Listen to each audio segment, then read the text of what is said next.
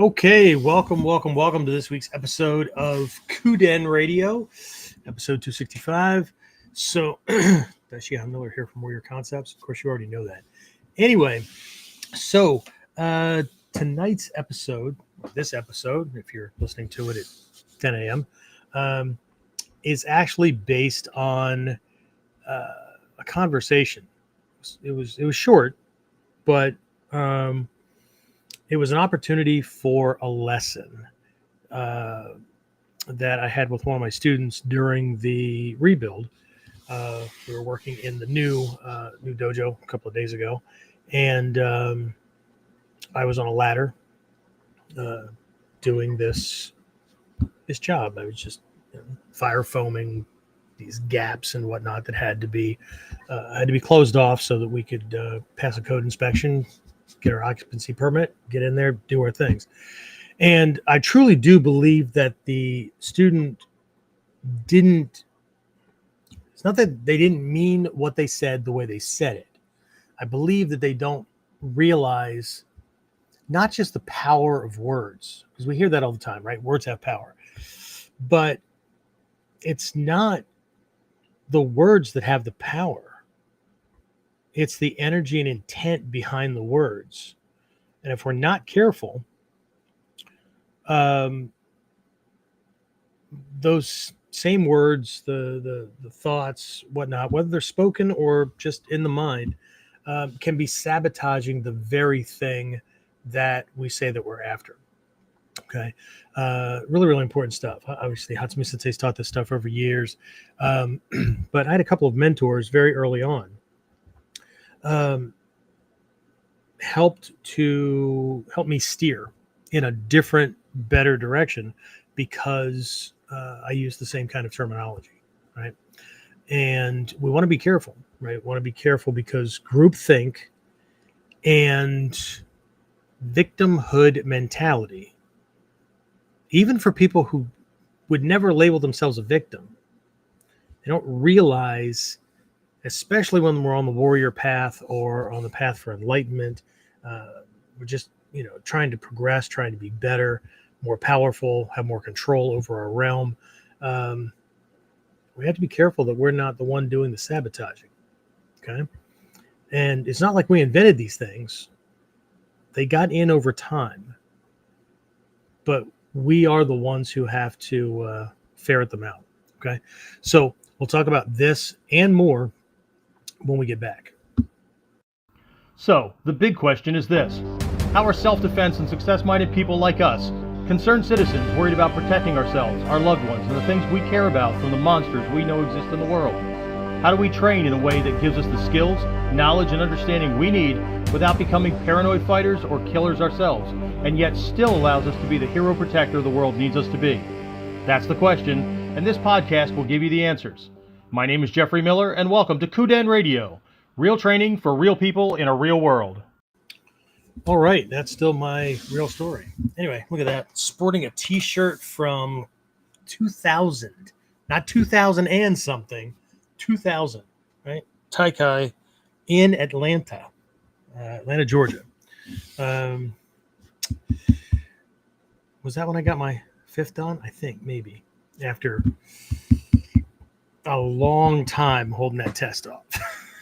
Until my teacher threw me under the bus. Right? I was not one of those people that were like, yes, let's do it. I have to be this thing. No.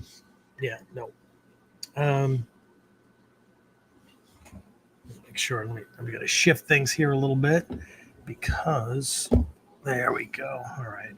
There you go. We did not have an earthquake. Right? Just shifted my camera and laptop around a little bit. All right. So I got James in the wings. So Shikata Ga Nai.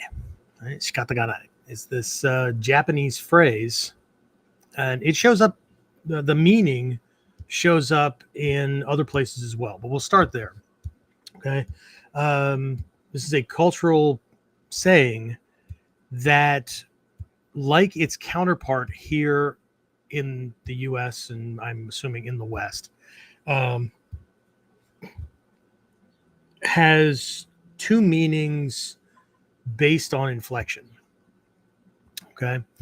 And based on our self-perception and our perception of our place in the world and our all kinds. We'll talk about these things, right? But Shikata Ga Nai means it means like no action is possible as far as a literal thing goes. Um, no method is possible, that kind of thing. So what it really points to is there's nothing to be done. Okay, there's nothing that can be done. Um, it's out of your control. It's out of my control. It's out of our control. Um, what we might say here is it is what it is. Okay, in French, c'est la vie. Right, such is life. Right. Everybody has their phrase to this. Right, but what it really points to. Let me shift my notes here so I don't miss anything here. What it really points to is this idea that some things just need to be done or some things just need to be dealt with. Okay. Now, that can be seen from a mentality of kind of almost like a prison, right? Feeling like one is stuck, right? One is at the mercy of the gods and the forces and the powers that be and whatnot. But it can also be seen from a perspective of there's nothing you can do about it. You have to deal with this. You have to, it has to be done, whatever. It's a part of the process. You can't get away from it, kind of thing. So, right, from a dispassionate, get it done kind of perspective, you do that, right? And ancient warriors understood this kind of thing, right? If you're living during wartime, then you're living during wartime, right? If you are a warrior and you're going to end up on the battlefield, right? There's a really good chance that you're going to die because you're in a war. There's nothing you can do about that. Now, you're going to do everything you can to stay alive as long as possible. But there's also fortune, fate, luck, all those kind of things. You could take one no matter how good you are because you just happen to be at the right place at the wrong time or wrong place at the right time or whatever. Okay. But let's back up just a little bit. Okay. Actually, you know what? Before we do that, before I dive into this completely, let's switch back over here. James, who do we have on? Who's already signed in? There he is. Ta-da! So far, Terrence, Jared, and Kat Mizu. Awesome.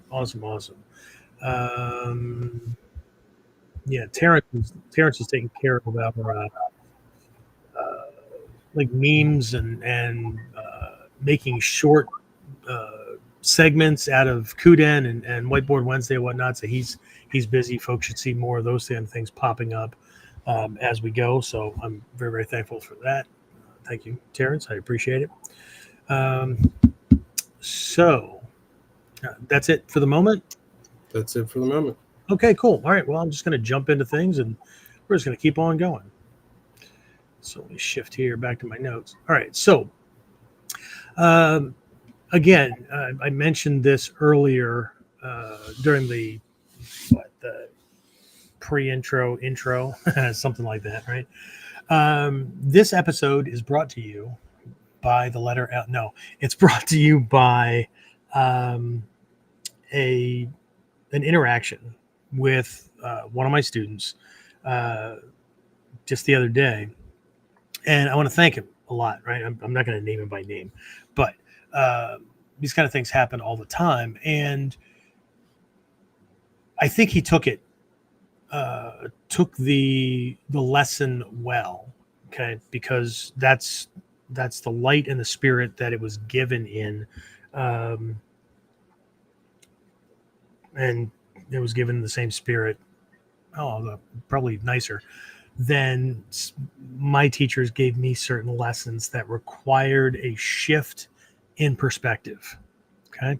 Not so that I thought like them, but so that I stopped, excuse me, thinking like an older version of me that wanted the kind of confidence, power, control, those kind of things that this art gives us, these skills give us. But there were certain perspectives, um, certain speech patterns, certain types of habitual thinking and thought patterns that that I was carrying around with me and using on a regular basis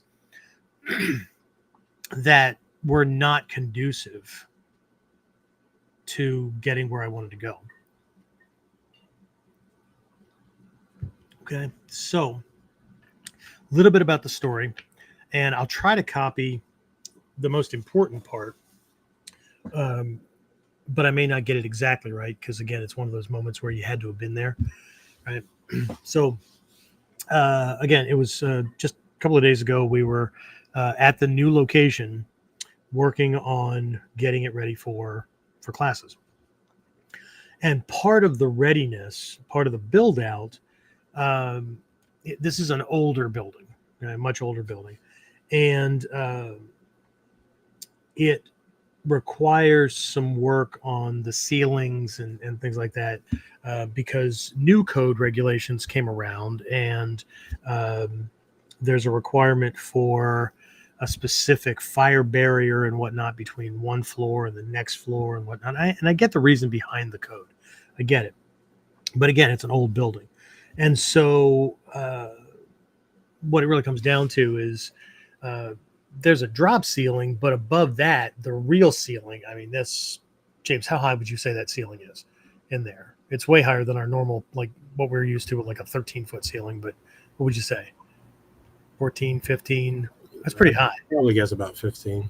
Yeah, it's pretty high, right? So we will not be using that because now new duct work for air conditioning and central heat and things like that run through there. So, but it's there. So there are these gaps and whatnot that need to be filled in, either with, if they're bigger holes, right? We have to put drywall in there, and then we have to, finish that. And the smaller ones, we have this fire foam. If anybody knows what that is, there's different types of things like foam insulation and whatnot. Do the same thing. You spray it out of a can, and it swells up, right? Well, there's this fire rated stuff. And so I'm up on a ladder, and I'm filling in these spaces, right? And my student comes in, and he goes, "That's a great job, isn't it?" Something like that, right? And I said, if you're looking for me to respond with the woe is me victim mentality because this is a shitty job and I have to do it and those kind of things, sorry, wrong personality. Okay. You're never going to hear that from me. And especially for things that, one, have to be done, and two, I volunteered for it. Okay. I could have had somebody else up on the ladder. I could have not done anything with anything that was distasteful until, I had extra help or whatever. No. I have a deadline for classes getting started. We have certain requirements that have to be met, and certain things have to be done. Okay. This isn't about putting emotions on hold, anything like that. So this is just one of those things that have to be done. I have extra hands. I can climb a ladder. I can do this. Not a problem. Okay. So it was a very short exchange, but when I said what I said, he became quiet. And not that it changed anything emotionally, or he didn't not talk to me for the rest of the evening or anything like that. He got quiet, as in I could tell he was thinking about it, because he often, when he talks about things he needs to work on, he often connects it to, in the process of working on myself, I have to change this way of thinking, this way of responding, those kind of things, right? And so that kind of was the impetus for this, because that's why I started putting everything together. However, James and I were just joking around about everybody and the same kind of comments and emotional demeanor because of the heat index now. It's hot. Yep, you're right. Summertime. Well, I don't remember being this hot.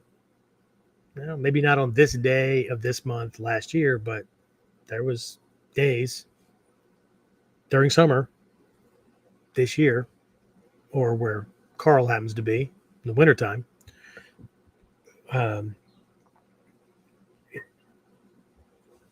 but it's not the words, because often people will just write these things off. Half the people don't know they're doing it, right? It's just what you do, right? It's what people say. Okay, what kind of people? Why do they say it? Right?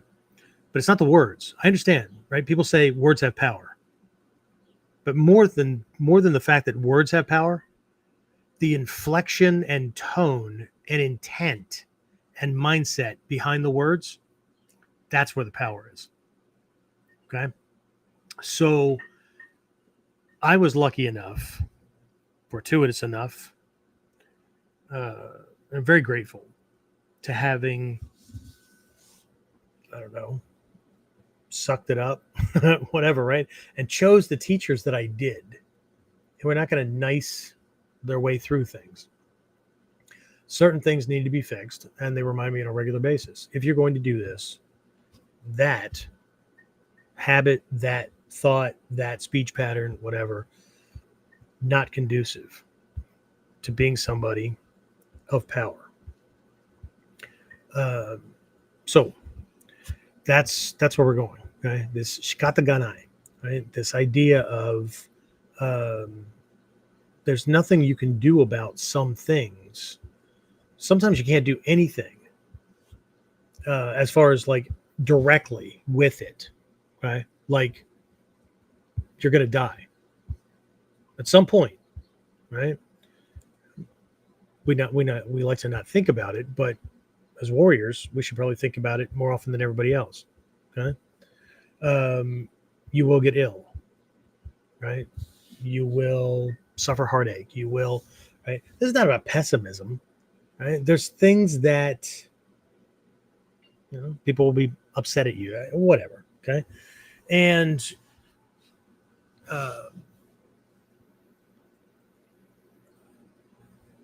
and it's not that those things happen. It's how we deal with them when they happen. Okay, but what if the way we're dealing with them, or the idea that we've come up with, or the routine that we use was planted? It's not ours. Okay? What if it got in there accidentally, okay, from other people, and here we are running around thinking that we have complete control and do what I want, right? My thoughts are my own. I'm not a victim. And yet we may be guided by groupthink and habitual thought patterns that, again, are not conducive, right?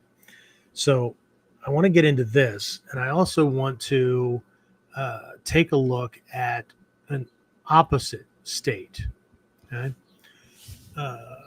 That Hatsumi Sensei has been teaching on for a long, long time, that has to do with it's not just about personal growth, but it's about attaining to that state of ability that he has or had when he was still physical, right? Every time we saw him move, every time he did a technique, right? Every time somebody punched at him, or multiple people, or whatever, right? How is he always in the right place? How is he smiling? How does it look so magical? Okay? So we're going to talk about this this concept of returning to zero. Okay. So again, main theme: breaking free from groupthink and deep-seated habitual thought patterns that actually speak of victimhood instead of empowerment. Okay. Take a look at the opposite of this returning to zero. And I want to emphasize the importance, right, of this in training and in life. Okay.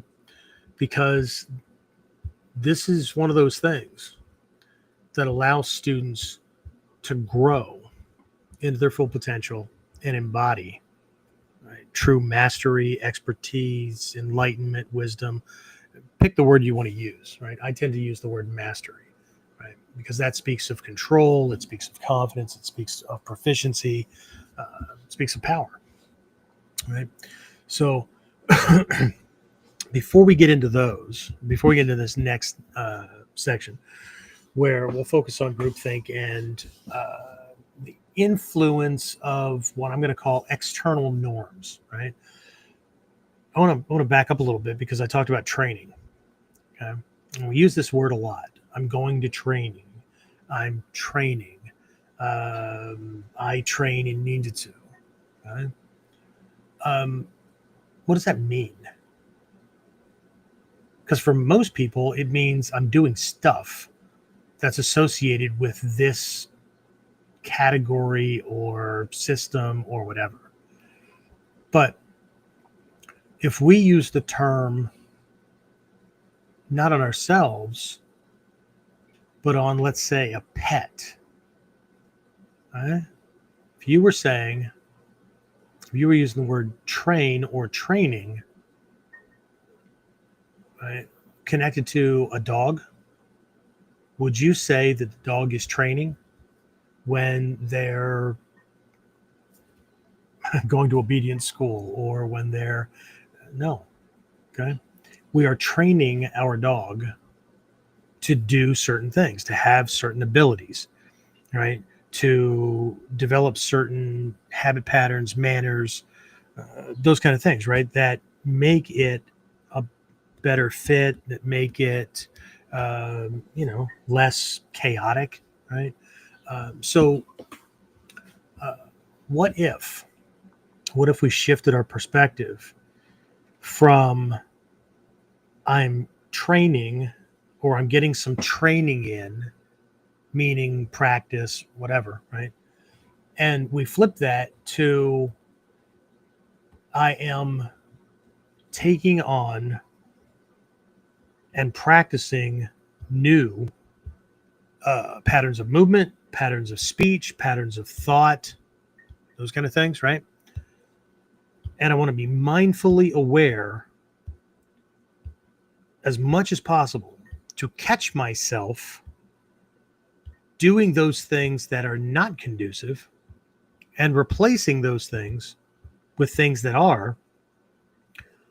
And I want to do that consistently so that I can retrain myself to do the things that naturally produce confidence, power, control, proficiency, flow, timing, distancing, angling, those kind of things. Okay. So down the line, we'll talk about how some ideas for how to make some changes. But first, we need to uncover where these things came from and ferret some of these things out. Okay. Because if we really thought about this person that we want to be, stop at the word warrior, the word ninja, whatever, right? Superhero. Okay. And we really thought about how that kind of person thinks, how that kind of person speaks, right? Um, okay. And I know a lot of people are like DC and Marvel superhero fans and all that. There's a quirky little piece in those things that if we're not careful, we can get caught up in. And that is when these people are in the guise of their superhero norm, right? That when they're that aspect, they say the right things, they do the right things, they think the right, that kind of thing, right? But not every single one. There are a few exceptions. But aside from those exceptions, these people are broken in real life as themselves. They're broken. There's a weird cognitive disconnect in the superhero genre where somehow these people that are riddled with self-doubt, quirky little personality traits and things like that, that they can't even function in their day-to-day lives. Somehow they can put on a damn superhero costume and be uber perfect. Maybe I'm the only one that's noticed this. Right? But that's one of the ways that these things get in. Right? Doesn't stop at that. So think about the training thing and what that really means. Right? Because that just may run against some other pre-existing conditioning that's in there that nobody's going to tell me what to do. I'm not going to conform. There's a bunch of things that are going on in here, and there's a whole lot of subtext that, when my teachers told me, Reverend Jikai, my Nikko teacher, Hiroshi Malmstrom, Hatsumi Sensei, right? Look, if you're going to continue to think that way, if you're going to continue to use those word patterns and those same things that everybody else says and whatnot, then this is either going to be one rocky road, or it's probably just going to be easier if you just like walk through that door and not come back, or go find a teacher that either doesn't cover this, only going to teach you techniques, or they don't do it either. Right? Always choices, right? Red pill, blue pill moments. Right? So before I jump into the next piece, James, any questions or comments pop up as a result of that? This probably won't be one of those episodes where the numbers are high, because but while I'm leaning into the life mastery side of things, there's a lot going on that gets in the way of the physical defense stuff, or the being able to be like Soke as far as skill progression and proficiency goes. Anyway, what do we got? No questions or anything. Just Dave, Jimmy, and Trinity all checked in. Cool. Awesome. All right. So the numbers took a little bit of a bump, but you and I were just talking about this earlier with the heat thing, right? It's hot. Yep. You know what? Those same people 6 months ago, damn, it's cold. On rainy days, look, it's raining. Yeah. Everybody that ever said that to me, including family members, I'm like, yep. You want flowers, right? It's got to rain. You'd like the rivers and water reservoirs and stuff replenished, right? It's going to have to rain.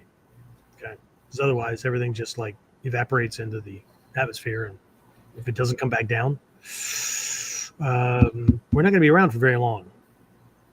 Okay, so all right, let me just shift back here. Let's jump into this groupthink, and what we're really going to be talking about here is the influence of external norms. Okay, so let's take a look at groupthink first. Right, if you are a regular, you have heard me say more often than you probably want to. James as well, right? We often share this stuff that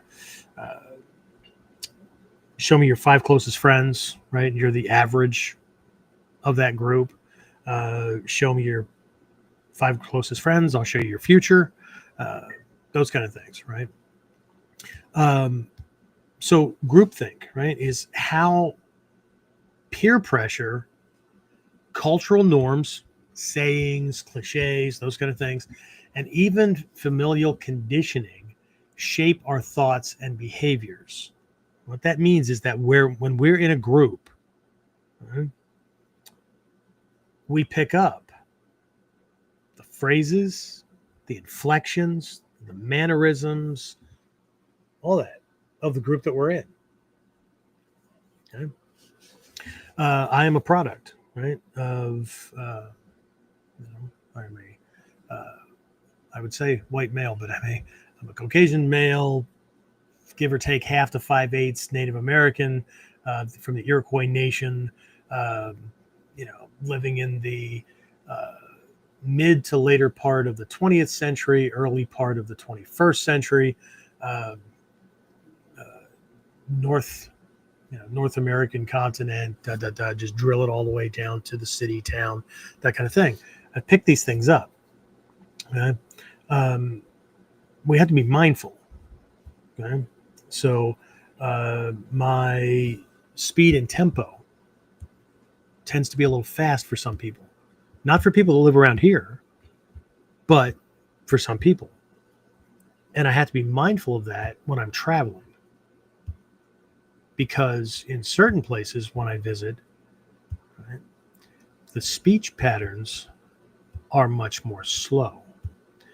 And I don't notice the tempo or my disconnect with the tempo until I catch my own thoughts internally wanting this person to speed up and get through the story.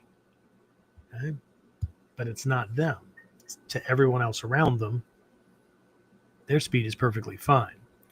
They're having a hard time understanding me because everything is bleeding together too fast. Okay, it's kind of like learning a Japanese or learning any language, and you're going through the classes or the instructional material, and they speak very clearly and they enunciate the words very clearly. And then you go to try out your new language on a native speaker, and is what you get back, right? And you may pick up half a word or a word or two in that whole sentence because you weren't set for that. Okay, so again, what we're really looking at here is how uh, any individual, right, us, anybody, in families, in workplaces, and social circles, often fall into these shared patterns of thinking. Right, this is not necessarily a bad thing. It allows you to kind of assimilate into the Borg, as they would say. Um, it's part of the culture, right? But what we're really looking at during this one is these patterns of thinking that can limit growth and keep us in a state of comfort, a state of familiarity, but more than that, a state of acceptance, which is a type of victimhood where it kills our personal power. Okay, it kills our personal power.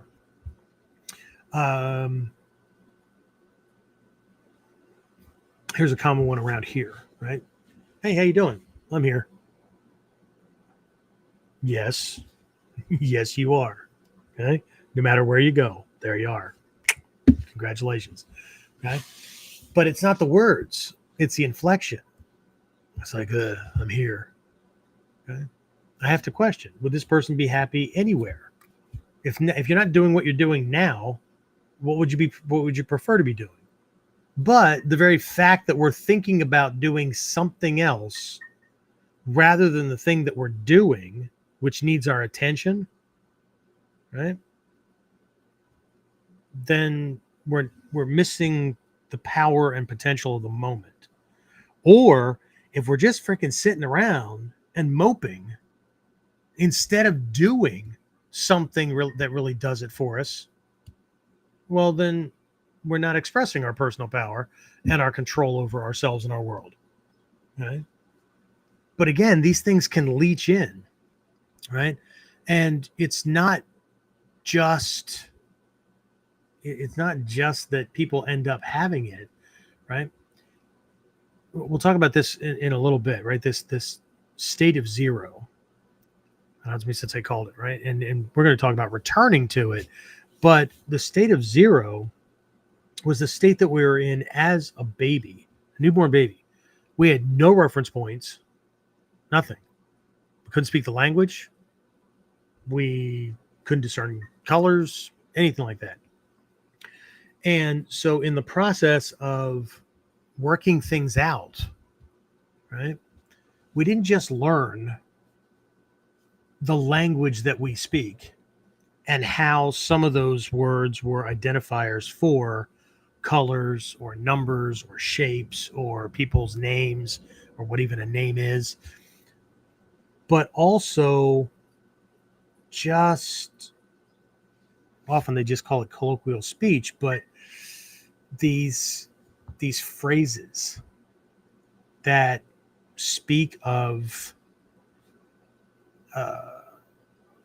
someone's internal dialogue, perspective, beliefs about themselves, others, the world, their connection to it, their level of personal power, right? Hey, Johnny's doing that over there. Well, we don't do that. Oh, why not? We just don't. Stop asking stupid questions. Okay, great. Right. But what ends up happening is these things get planted and we just pick up on them, right? I watch my grandson picking up on certain things. And so I'm trying to do like a little inoculation kind of thing that people can often say that, right? But he's like picking up on adult mannerisms. And I know where it's coming from. So I say, adults can often feel that way, but while this phrase is okay, right? Sometimes it can mean this, which kind of helps us. And sometimes it can mean this, and it really means that, like, my life sucks or whatever. Right? I'm trying to keep it at a 5-6-year-old level. And then I say, is your life terrible? No. Right? Do you feel like that person looks? No. Okay. So why are you doing these things? Well, I just thought that that's what you do when you say those words. Okay. So, right. And then I can guide him a little bit more so he has more mindful choice over. And these are formative years. So, right. What I'm trying to do is help neutralize some of this stuff as much as possible. I'm only going to scratch the surface because he's not around me a lot. But just like one of my grandfathers and my martial arts teachers and a couple of military mentors did a lot in the short amount of time that I was in their presence. I'm going to try to do the same thing. So anyway, so groupthink, right? So the impact of groupthink on personal growth is really where we want to go with this. Okay. Unless I say this a lot, and I really do mean it, right?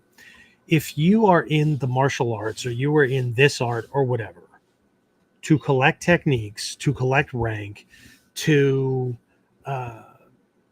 just have certain skills that make you feel good because you have them, then KUDEN's probably not the place to be. Whiteboard Wednesday, classes, those kind of things, probably the best place to be, because KUDEN and specifically Shinden, the heart-to-heart transmission from a teacher, is where things happen that they're not really connected to the physical techniques, the fighting skills and things like that. This is more, there's some fighting going on. I'll talk about this in a minute. One of my teachers used to call it the fighting the dragons of ignorance and hatred, right? Which to me are more insidious than somebody throwing a punch at me. All right, so this as it affects the personal growth, right? So what ends up happening is it can become this victim mentality can become a shared narrative within a group, okay? And so much so that it makes it difficult for anyone to break free and see things from a new perspective, right? So much so, we talk about this in Mikyo. There are these 6 realms, but that are really kind of an ancient framework for personality typing. And in these different realms, they each the people in a given realm believe certain things, view things a certain way. They have a certain perspective on themselves and life and success and suffering and those kind of things. And but they also believe that that belief is the only real one, or those beliefs are the only real ones, right? All the ones that are in the other realms, the other personality types, right? They're either made up, contrived, they're bullshit. They really don't exist. Somebody's making a mountain out of a molehill. Those kind of things, right? But again, it's kind of a trap in and of itself. Okay. As an example, right, let me go back to my student's comment. Right? It wasn't the words, because he could have said, nice job. That's a nice job, isn't it? That's a pleasant job, isn't it? Right? Instead of saying, that's a pleasant job, isn't it? Right? But it's, again, probably not his fault, because it's done so often, and in the realm that he lives in and works in, probably quite often.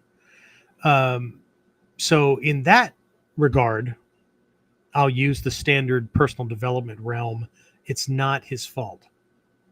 It's not your fault that it got planted, because it got planted long before we had any control over what was coming in. Not necessarily what was coming in, but what stays, right? And what's used. But once he learns the difference, if he chooses to continue to use it, then if that's one of the things getting in the way of his advancement, then yes, then it is his fault. Okay. But the reality is that my student's comment was more likely than not influenced by their own cultural or social environment, those kind of things. And it's a reflection of groupthink mentality that friends, associates, coworkers or whatever, right, associate with hard or mundane tasks with complaint and victimhood, right? There's a stigma attached to it, instead of needs to be done, right? And when I get it done, great. Next, what's next? What's next on the list, right? These things, the fact that I like it or don't like it has no bearing on whether or not it has to be done as a part of the process to accomplish the overall mission. This is not about being emotionally detached. It's more about having a greater sense of control over one's emotional regulation, or emotions, and their ability to regulate their emotions. Okay? This is not a zero-sum game. I'm either overly emotional or I'm stoic and, like Mr. Spock from Star Trek, or some robot or whatever. Okay? There are skills that we need to master that success demands in whatever realm we're going, that we either do it or we don't. Okay. And if we choose to not do it, then we gamble with whether or not something is actually going to happen. Okay. Because karma's the thing, right? Not fate, not destiny. Karma, action, cause and effect. Right? If this is a necessary element then doing it produces a certain outcome. Not doing it produces a very different outcome. And no amount of dreaming, wishing, fantasizing, I wish it didn't have to happen. You can wish all day, but you're wasting time. The time you're pissing and moaning and wishing about something else is time you're not working on getting something done that needs to be done. Right? So, questions, right? Before I move into breaking free from these things. Questions, comments, James? You got anything? Just Dave said my favorite training was outdoors at Misawa Air Base during a typhoon. The energy was amazing, and all the students actually showed up for it. Yeah, I don't know. Did I mention that during the episode, or I talking about that earlier? Can you imagine having to go off to war or whatever? And maybe that was before the episode started, right? You're a warrior, soldier, whatever, right? Going to war, and it's raining, right? I don't want to go because of rain. How about not wanting to go because somebody's shooting at your ass? That's a whole different story, right? It's raining on me. Yeah. You know what? You're alive, right? Because it's going to rain on you one way or the other. It's too hot. It's too cold. It's the what I tell my Mikyo students know this, right? What's the answer? What was a pre-sate in Japan if you complain about it being too hot or too cold in the summer or winter? What is it, James? What are you going to do when you get to hell? What are you going to do when you get to hell? So, but and I just shared this with somebody the other day, and most of you know this thing, right? There is a saying in the motivational world: those who say that it can't be done should get the hell out of the way of the people who are actually doing it, right? Okay. That's not just about naysayers versus producers. It also points to a time paradox, maybe time paradigm. The time that we're pissing and moaning and things like that, right? About things, about the thing, is time that we're not fixing it, right? We actually prolong the problem, right? God, the people I've known in my life, me, including old versions of me, right? Pissing and moaning and wishing and staring at the clock all day long. God, it just seems like the clock slows down. The clock doesn't slow down. Our perception of time slows down because we're dwelling on this other thing, right? But full engagement, and this is a thing this is a real thing in meditation. The more engaged, the more fully engaged and in the moment we are with that practice or with the task or whatever we're doing, right? It produces a time distortion in the mind where we think that a certain amount of time has gone by when something opposite has happened, right? So, and this is that paradox, right? When we're uncomfortable, when we're in misery, whatever, right?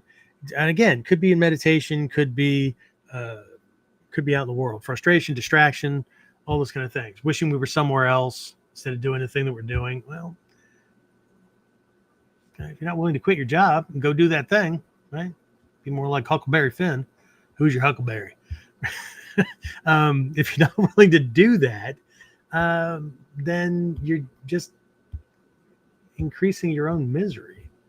But again, in meditation, all that kind of stuff, when you do that, when distraction, confusion, pain, discomfort, all those kind of things are going on, right? You can think what ends up happening is the mind thinks that a long period has gone by, has transpired. But in reality, the clock shows a very small amount of time. Okay? When we are fully engaged in something, lost in the task, those kind of things, right?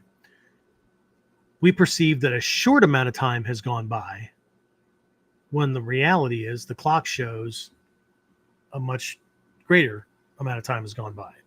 Okay? So interesting thing. But again, it's one of those things, Shikata Ga Nai, right? There's nothing you can do about it. It's the way our brains work. Okay. So the trick here is to ferret some of these things out. Okay. Now, I have to warn you, because I've experienced this myself. I know James has talked about this, the other students. As you start to ferret these things out and your speech patterns change, and either you become silent when someone uses one of these things, or you say something, people are not going to like it. People are going to feel uncomfortable. People are going to think you're weird. It might even go as far as you lose friends, family, and associates. That's a whole different problem. Because if you're not willing to let that happen, then you don't want success and power and mastery enough. Sorry. Okay? I know how cold that sounds. But if you're trying to pick and choose, if you're trying to be, see, the thing is not, you're trying to be better. You're trying to be more masterful. This is not about being those things. Because if it were about being those things, then you, as you are right now, would already be those things.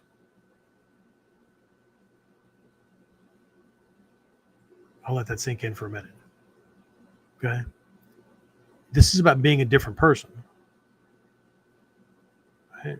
Same name, but someone who thinks differently, speaks differently, and acts differently. It's going to be a different version of you. It's going to be a different person. It has to be a different person. What most people want is they want all those things. They want all the benefits, but they want to stay exactly as they are. Can't happen. Because whatever we're carrying along with us,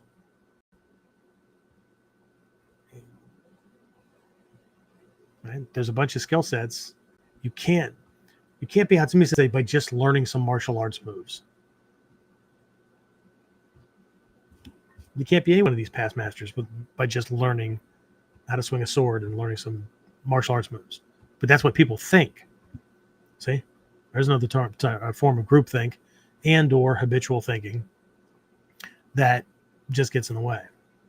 And please don't think that I'm like on a pedestal looking down at everybody. So I've got my own list of things that I'm working on.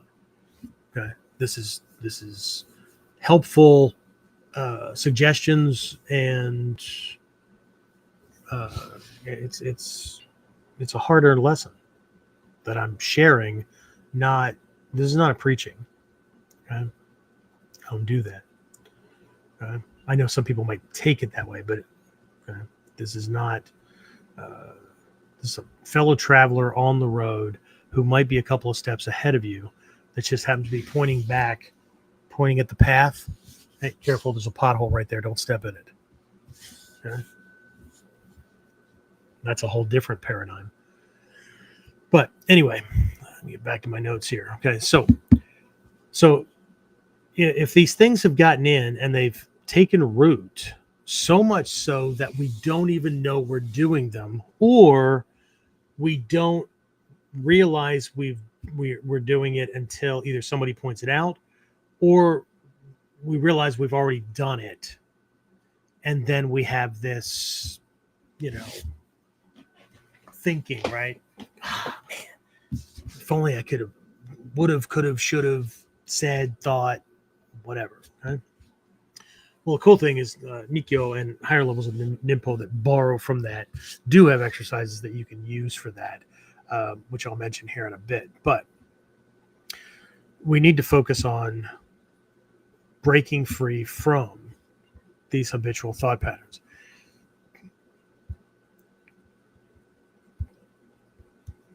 Because even if no one else is listening, we are. Okay? They keep us where we are. Right? So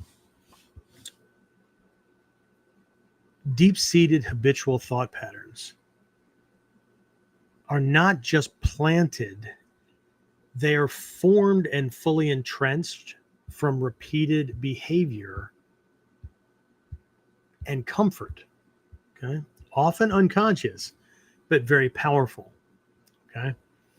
So the way Mikyo describes this, Nippon Mikyo, is that every time we do a habit, good habit, bad habit, doesn't really matter. Let's say we say something the same way all the time. Let's say instead of saying, because I've heard people say this, instead of saying the word similar, they say similar. And I know this sounds very like, what's the point? I'm just keeping this very, very simple. Okay. So instead of using the word similar, right, to be like, right, which is the correct word, right, somebody says similar. And they may have heard somebody else say it. So they're just learning that, okay, something like something else, similar. Okay. But the more they say similar instead of similar, the easier it becomes to say similar and the harder it becomes to say similar. Because every time we say it, connected with context and the situation, it gets planted in the Laya Vijnana, the storehouse consciousness. Okay, it's where all of these experiences and the emotions and the decisions and whatnot, good, bad, indifferent, that we attach to any given situation, context, interaction, whatever, right, gets planted, and it gets planted with that energy, emotion, those kind of things, right? So it gets planted, right? So every time you do it, you're not pulling this thing out and dusting it off because it's in subconscious memory, right? What ends up happening is every time you do it, you put another one in there. That's what makes it easier, right? When the brain needs a response to something, it just, first thing it does is it reaches in to see what you already know about something, what experience you have about something, because that's our shortcut, right? We have sensory input that goes to a perception or perceptual faculty, but perception here isn't like I'm identifying it. Okay, it's like a judgment. Okay, it's like this is good, it's bad, or it's indifferent. I don't care. I don't know anything about it. Whatever. Okay, and then it goes to like a conceptualization kind of faculty, right? What can I do with it? What do I do about it? But what it'll do, what the brain does, and again, this is a very, very old framework kind of thing for doing it. Study brain science if you want to get all the juicy modern Western scientific words. Is before it does that, it will very quickly jump into storehouse consciousness to see what you already know about it, right? Because then we can just, it's a shortcut that the brain has, so you're not trying to work out every experience that you have on a regular basis like it's brand new. But there's an exercise in that, right? So if you know something about it, it grabs that and feeds it right back out. And then mind and body go into motion based on what you think you know about the situation. If you don't, then conceptualization faculties have to come up with an answer based on what you know about similar things, right? and the context and whatnot, right? And you come up with a solution and you do it, unless you have an inhibition or a strong drive to be perfect, to not be wrong, and to go into a state of inaction or indecision for fear of failing, in which case fight, flight, or freeze ends up being freeze every time, right? But either way, you do these things, okay? But every time we pull out the same thing and we do it, same inflection, same, okay, what are you doing today? Same old, same old. Okay, we'll do it differently. Well, it is the way it gets done. Well, okay. Then if you're depressed about it, either change your mood or change your fucking job. Right? But acting and sounding like a victim does nothing other than convince the universe and yourself that you're a freaking victim. I'm not a victim. Well, it's It walks like a duck, quacks like a duck, talks like what? It's not a mongoose. Okay, so, right? But every time we do it, we put another one in there. This is why habits are hard to change, because doing something new feels uncomfortable and can be frustrating and things like that, because we don't have the wiring in place to do that very quickly. Well, it doesn't feel like me. Well, no shit. It's not you. You're trying to be a different you. So, and your system isn't going to drop the old one until it doesn't get used enough, and the new one's the new thing, and that becomes the shortcut. It's kind of like kamae, right? Some people are still running around in this art doing kamae like the old karate kata or stances that they used to be able to do, or they used to do, right? Because those things are so firmly entrenched that, and I get it, right? I've got a couple of students that did karate for a long, long time, right? And it's not that they're not trying to do the kamae correctly. There's a habit pattern. There's a habit, like a thought pattern in there that's actually getting in the way of their ability to do the kamae correctly. And that thought pattern is, I have to be powerful. I have to get this right. I have to feel strong, those kind of things. And that in and of itself fires the muscles that make things the way they always were. As long as we keep doing those things and having those same thoughts, the muscles are going to fire the same way. Right? Everything changes. No, it doesn't change. Okay. Everything changes when more than just wanting something changes. So to break free of these things, we have to do the new thing often enough that at first, right, at least it's in there, but it's like a needle in a haystack. Because what we'd have to do is stop and hunt for, right? Or not hunt for, but decide what's the better action, the way I always do it, or this other thing that I've learned that I should be doing, or, right, I could at least be giving it a chance, whatever. And then, and it's going to be slower because like all the neurons and all that shit's not where it's supposed to be. Okay. But the more we do it and the more those things get added, then the percentage goes from really, really far apart, right, to closer and closer and closer and closer to where it becomes a 50-50 chance that I'm going to do the new thing over the old thing, or 75% chance, or whatever. Okay. I don't think that any option should ever go away. What we need to do is neutralize the all or nothing, right?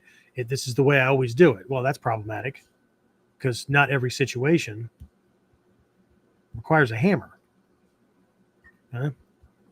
So, but again, just like a couple of my students where, you know, they came from hard style power, like field power kind of, you know, karate and whatnot. I know I came from those as well. Okay. But just like that influences other things they're trying to get right. So does fear, self-doubt, expectations, right? Often drive these patterns. The expectation that because I've been in the martial arts, you know, for decades, that picking up a new one's going to be quick and easy. And when it isn't, then I get frustrated. Not me. I'm just using that so I depersonalize things and don't make other people feel uncomfortable. Right? But ultimately what this ends up doing is just limiting one's potential, right? And it keeps people stuck in their current state. Right? We can't get to our vacation destination if we never leave home. And if we don't know where we are, if we don't know what these groupthink patterns happen to be, these habitual thought patterns that I've nurtured over time unconsciously, if I don't know what they are, then I can't fix things. I can't change habits. I can't become the thing I want to be because these things are holding me back. So just like I can't get to the vacation destination if I never leave my home, if I don't know where I am, if I don't know what my starting point is on the map, even if I know the end destination, Be like Hatsumi Sensei. Be like some other, senior master teacher, whatever. Okay. If I don't know where I am, then I can't get there from not here. So they go hand in hand. Okay. So what we really end up with is we end up with a need for awareness and making conscious choices. And I know how most people think they're making conscious choices. Most people think they're logical. Most people think they operate based on intellect. They're very intellectual, rational, logical person, and then emotions, secondary. No, that's not really the way it works. Okay, once we ingrain habits, right? Anybody that's ever tried to stop smoking or stop biting their nails, or pick a bad habit that's common for people, right? What they often find is that they're doing it before they even think about it, right? Or there's this drive that just keeps getting stronger and stronger and stronger until they give in, right? So then the question is, and this is something that Reverend Jikai would ask all the time: are you in control of your mind, or is your mind in control of you? Okay? Are you really making conscious level choices, or are you just conscious of the choice as you're doing it or after you've done it? Okay. So in order to grow beyond these limiting patterns, okay, the first thing we have to do is recognize them. We have to catch ourselves doing or wanting. Actually, it's the wanting to do the thing, and then make a conscious choice. I'm going to say to act differently, but eventually it's not about necessarily acting differently. It's consciously choosing the right or appropriate response that will produce the greatest level of results or success in that moment. Okay. So the whole idea is to add the assessment conscious faculty as a part of the habitual process, because it's been said that human beings are creatures of habit, right? So great.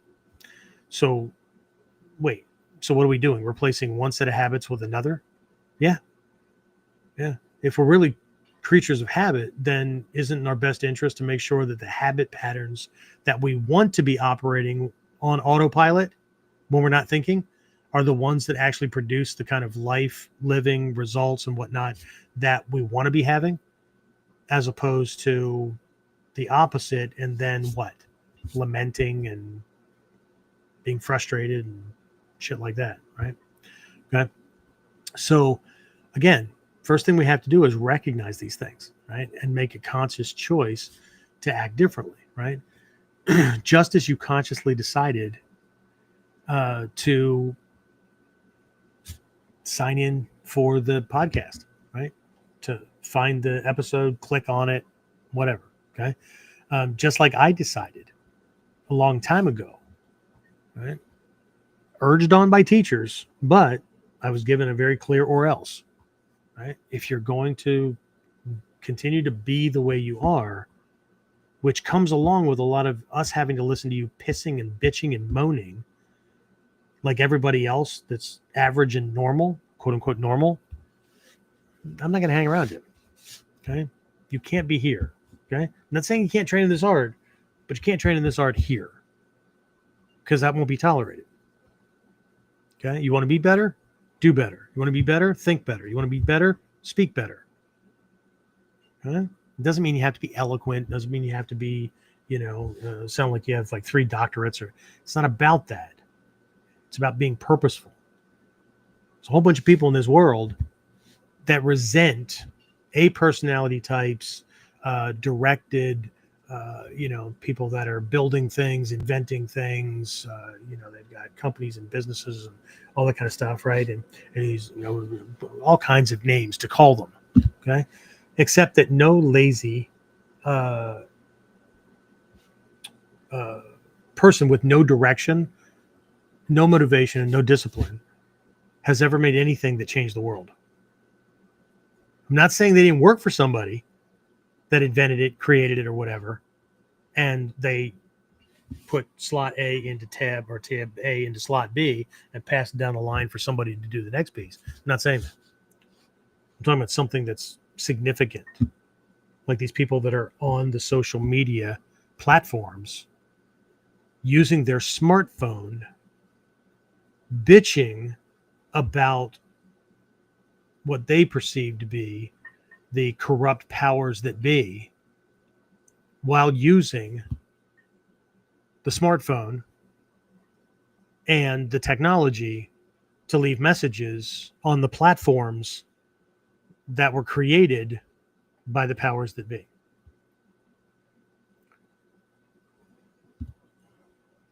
But all they're doing is moaning and pissing and just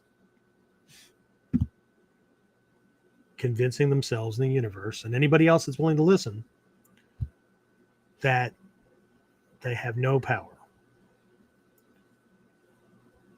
That's not the ninja way. It's not the Bujinkan way. It's not the one that I was introduced to. Okay? It's not what Hatsumi Sensei's pointed to. Okay?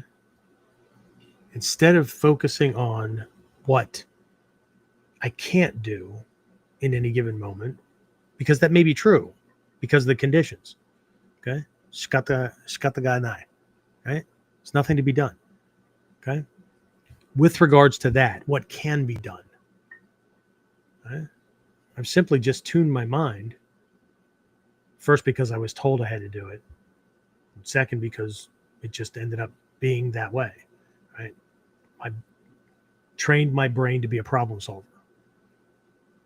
Okay? So, great. Can't do that. Right? There's nothing you can do about that. Can't do that. Nothing. Find the thing that you can do something about. Okay. It's the heat index was really, really high today, right? Was it hot and uncomfortable? Yeah. Right. Were there things that I could do to make it a little bit more tolerable? Yes. First thing was stop thinking that it's fucking hot and uncomfortable. That's the first thing I can do. Okay. Because it's just a sensation on the body. Okay. But had somebody moping around the house, their room, because they don't feel heat and cold the way most people do. It's a neurological thing. But there's not an air conditioner in their room, and it was for them too hot to sit out on the porch the way they normally do before they go to work. Great. I said, why don't you just sit in the living room with the air conditioner, or go up to the guest room, close the door, hang out. There's an air conditioner there. Okay. No, I'm fine. Okay. Next thing you know, later I got a message from my wife. Right? I told him to go do this thing, and then I said, "Why don't you just move the?" This is what my wife said, right, to the family member. Why don't you just move the air conditioner from the living room to your bedroom? It won't work. What do you mean it won't work? Huh? It won't work. Okay, so now my question is, does it not work? I know the air conditioner works, so that's questions off the table. The air conditioner won't fit in the window? No, it's a small unit. It's smaller than the window. That will work. Or is this really a matter of you don't want to work? Or is there something else, right? Whatever the problem is. We've talked about this in a recent episode. Right? Focusing on the problem instead of the solution. Is there a problem? Yeah. Okay. One of the problems is because during our renovations from the fire 3.5 years ago, I'm being screwed over by a contractor. Theirs is one of the windows still that haven't been fully fixed or whatever. So there are these. It's an old 18. It was built in 1840. So there are these heavy weights along in the tracks beside the windows that allow for it to go up more smoothly and things like that, right? And so things are still not connected right in this one. And so we normally have the windows closed and latched so the upper piece doesn't slide down behind the other one. So I don't know if that's what they meant or not, right? But it was just a matter of like putting the air conditioner in the window and then finding and fashioning a brace to put on the windowsill outside to keep the outer top window from sliding down. But that's the difference between someone who has trained themselves to be a problem solver or who has allowed themselves to be trained to be a complainer, a defeatist, a victim. Right? This won't work. Why won't it work? The answers to why it will not work is the solution. Now, if we're still not willing to do it, that's not the solution won't work. That's the doer won't work. But they would never say that because that would have to, ego would have to admit irresponsibility or a lack of discipline. Okay.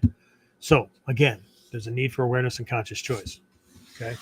So we have to recognize, right? So we can make a conscious choice to, when I say act differently, that is inclusive of thinking, because thinking is an action. Action is not limited to the physical body. Okay. Thoughts are actions. Words, speaking is an action. Okay. And then there's physical deeds, activities with the body itself. Right.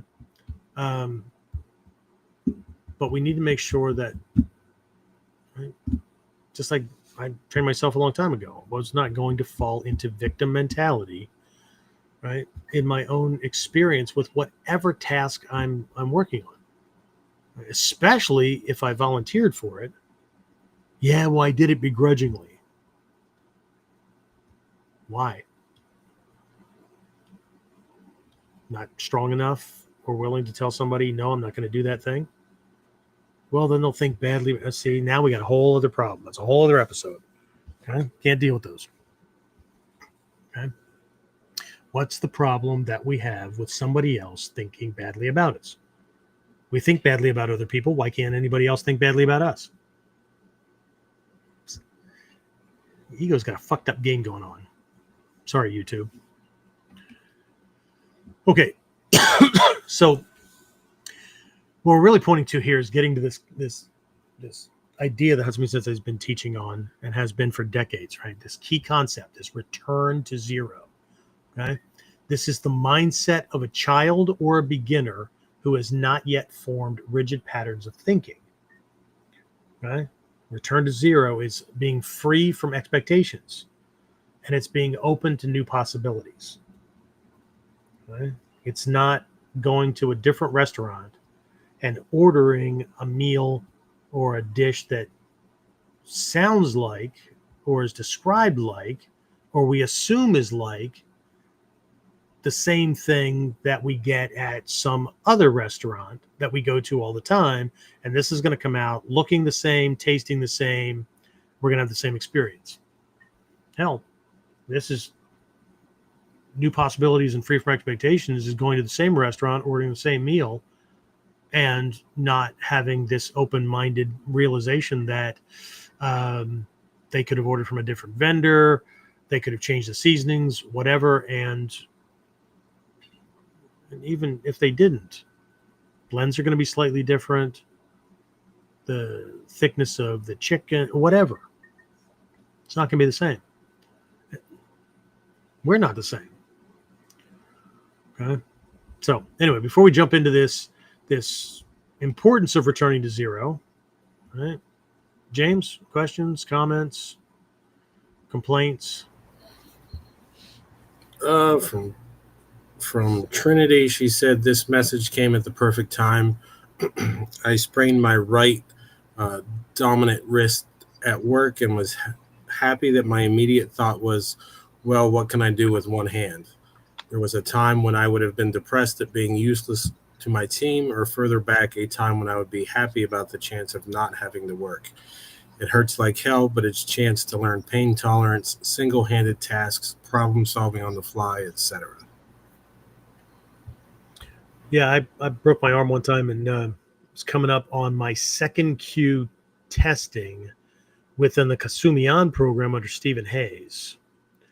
And my arm came out of the cast a week or two before I went to the yearly festival where I really wanted to test for my second Q.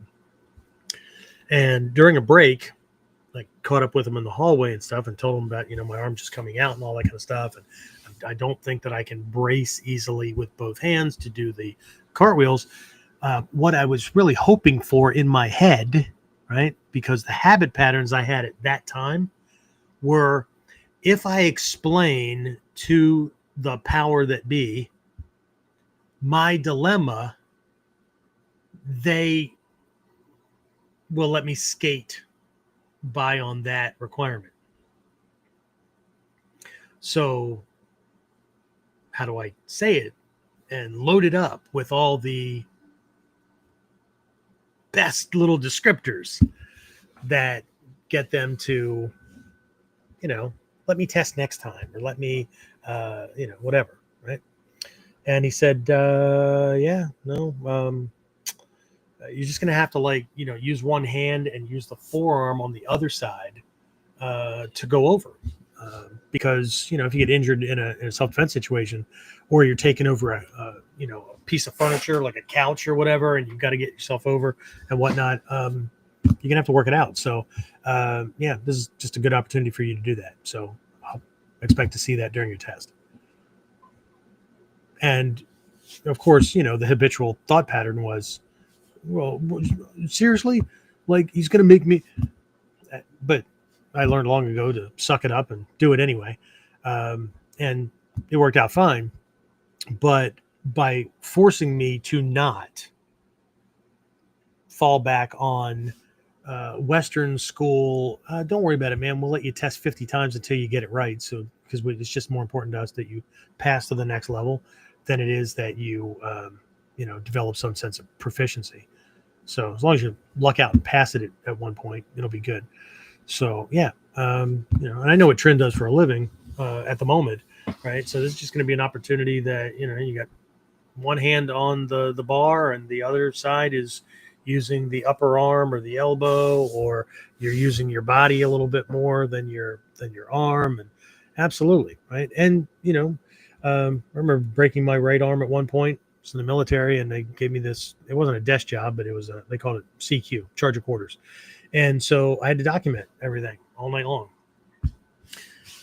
Man, started out, left hand's not looking so good, right? I'm writing really, really slowly, and everything's jagged and all that. And by the time my right arm came out of the cast 6 weeks later, my left hand writing didn't look all that bad. Right?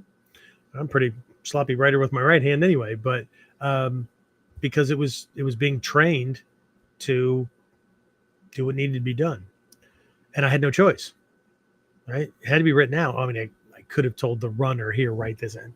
No, but I like how she framed that, right? It was an opportunity for me to practice, right? Ambidexterity, making things more. I mean, more teachers than I can count have told me along the way that when I had an injury or whatever, this is a great opportunity, right? Because you have to do it this way. You have a reason to develop a skill that most students will see as an interesting curiosity, or as a, that's never going to happen to me. So guess who's going to be better at that if something ever happens in your future? You. Okay. I mean, what's your other choice? I can't train for a while because I'm broken. Oh, really? Not at all? Zero? That's interesting. Well, the doctor said, yeah, I know what the doctor said. Okay. Well, what can you do? Because if you got jumped right now, would you do the same thing? Sorry, Mr. Bad Guy. I haven't been able to train. Please don't attack me. Can you come back in like 3.5 weeks? I know I sound like an ass, but I only sound like an ass to people who that's their habit. That's their default mechanism. Okay? Because everybody else is supposed to understand. Okay? I do understand. Maybe that's the problem. Okay? But you're not hearing anything from me that I didn't hear from my teachers. I'm just a conduit at this point. Okay? It's true for me. Some of these things, again, I'm still working on. But here's the other thing that people have a problem with. They believe that they should have an easier time getting through this stuff than everybody else before them. Why? If what you're supposed to go through is the required stuff to develop the skills that we fantasize about, then why do you get the free pass? Can you imagine Ninja even being a blip on our radar, or a name that we were, or an aspiration that we would have if if they were the whiners of the warrior class? I don't mean winos, I mean whiners. I can't say that they didn't get like whacked on like, sake and whatever. Okay. You guys do know why everybody drank way back in the day, right? Because alcohol was purified, distilled, no infections. Water was a crapshoot. Okay. So, yeah. Man, everybody drank. Well, I wouldn't do that. Well, then die of dysentery and cholera. So, interesting, right? Before we go knocking shit that we don't understand, might be a good idea to understand it. Anyway, let me get back to my my pedestal and my notes. All right. So, importance of returning to zero, right? Again, this Hatsumi Sensei is teaching, right? I could take it or I could leave it, but I decided I would take it because I'm one of those idiots that if Sensei said, I was going to do it. Okay. So this concept of returning to zero, where one is free from ego, preconceptions, and limitations, and ready to be fully present and open to new possibilities, not just assuming that everything's going to go their way or whatever. Okay. Maybe I've just always been wired to try new things. But the point here is that zero is the starting point of every situation, right? It's a place of complete potential and adaptability, right? So I know in Zen, it's like this empty cup kind of thing. Okay. Empty your cup before you fill it. And okay. I get the premise. Okay? And we use Zen philosophy sometimes. But the whole idea of the empty cup is you don't have to empty it or clean it out or whatever to put something in it. And as long as that thing isn't bigger than the cup will hold anything, right? It's a vessel. Right? But zero has a negative connotation in the West here because it means you don't have anything, right? I have $0. I have whatever. Okay, but it's a place of complete potential, right? Ku, right? Ku, void, empty, also pronounced mu, right? Is more like a ball of clay than a vacuum. You can mold that clay into any shape, any form, and then bring it right back to a ball of clay, make something else, bring it back to a ball of clay. Now, if you let it sit out and stay in that form for days, it'll dry out, crystallize, and you can't turn it back into the other thing. If you try to do that, you'll break it. Or you put it in an oven and you fire it, right? Heat it, really high temperatures, right? It's going to be that thing forever. Okay, so what we want to stop doing are the things that cause the skills and our potential or whatnot to either either get crusty or to get stuck. Okay. So in training, right, in Ninpo and in martial arts, this is the opposite from memorizing techniques or simply performing moves. Okay. Now, there's a phase where we go through those because they're examples of, right? We want to be a master, so here's how a master would do it. Or want to be an expert, here's how an expert would do it. Or there's a phase where we go through it where the models, the techniques and whatnot, the standard models, right, are bad habit breakers. So they're a way of ferreting out bad habits. If we can't do the technique, it's not the technique's fault. The technique is hundreds of years old. There's something that we're doing wrong. Okay. But at a certain point, right, we need to drop those. Okay. We need to stop holding on to these things that we hold as sacrosanct. Now, see, people are going to hear this and they're going to want to do this right off the bat. Okay. But then master teachers are going to look at them and go, oh, you're doing really well. And they're going to walk away and go, basics suck. Okay. Because the person jumped over the process. But what we're talking about here at this level here is it's about emptying the mind. It's about returning to a state of flexibility and potential. It's about adapting to each situation rather than relying on conditioned reactions. Instead of doing the same shit the same way at different times against different people or whatever. Again, it's that, if all you have is a hammer, everything has to be a nail kind of thing. Every problem has to be a nail. One of the things that my teachers taught me very early on was that a white belt is typically more flexible in a bad situation than a black belt. Okay. The reason for that is that the white belt knows that they don't know anything and they're willing to try anything to win or to survive. Okay. There is no official right or wrong style wise to them. Black belt, on the other hand, has learned all of the right ways to do it and is more likely to die full of pride. Pride goes before the fall. Than the white belt. Yeah, but the white belt's not going to do it right. And white belt's going to survive because they're going to find a solution because they're not stuck in a place. Right? There's an old Zen saying, haiku, proverb, something like that, right?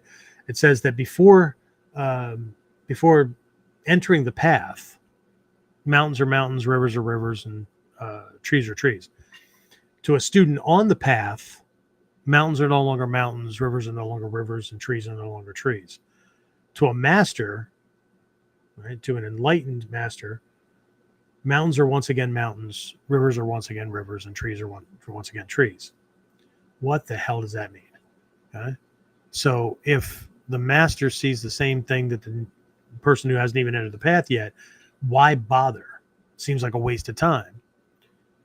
But see, these things are designed to get you to, it's a type of vipassana meditation. You're given this thing and you have to work out the solution. So, spoiler alert, this will make ego feel good, but living the lesson is not the same as knowing the answer. Okay. So before entering, people look at mountains. It's a mountain. They look at rivers. What's a river? Look at trees. Trees. See one tree, see them all. To a student on the path, they begin looking at the processes, right? And they recognize that every mountain is not only different from other mountains, the same mountain doesn't look the same way, can be climbed the same way, or engaged with the same way from different angles during different seasons, during different types of weather. Okay? Same thing with rivers. Same thing with trees. They look at the processes. They look at what's really going on. So when they've come out on the other side, when we say mountains are once again mountains, a master can look at that mountain. Yes, it's a mountain. Of course it's a mountain. But it's that mountain from this perspective. They don't have to describe all these things. But they don't have that lazy thinking anymore. They don't have the Oh, well, that's a nice job, isn't it? Kind of thing. Okay. It's, oh, I see you're doing that. You got that handled, or is there something else? I mean, is there another, you want me to start over here, or is there something else that needs to be done? Because no job is unimportant, because all of those jobs are required to complete the mission, which is to get classes restarted in a suitable new location that becomes the new home, the new dojo, right, for the students and teachers of Warrior Concepts and Morinoto no Dojo. Right. So it's okay. If we were in training, the kind of training most people think of, right? This mindset would be to start each kata, especially one you've done before. Not just the kata, but each repetition of that kata, as though you've never done it before, as though this were the first time you were doing it. Because the first time you do a technique, first time you see it, learn it, and you're doing it, your mind is the most awake.